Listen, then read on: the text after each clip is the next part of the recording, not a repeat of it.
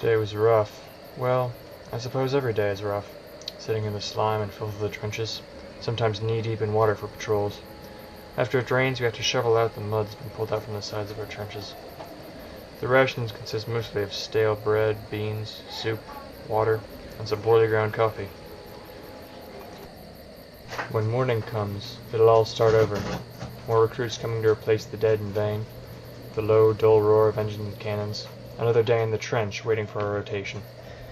My older cousin had once told me the war wouldn't last longer than 4 months, but it's funny how I find myself sitting in the army a year later.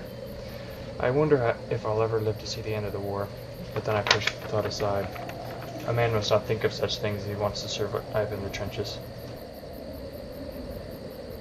Some of my friends have played chess and cards to pass the time, but I can do none of it. It takes all the strength I have to write.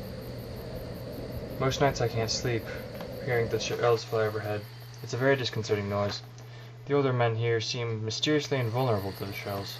For every 30 or so new recruits lost, only a few of their number ever fall.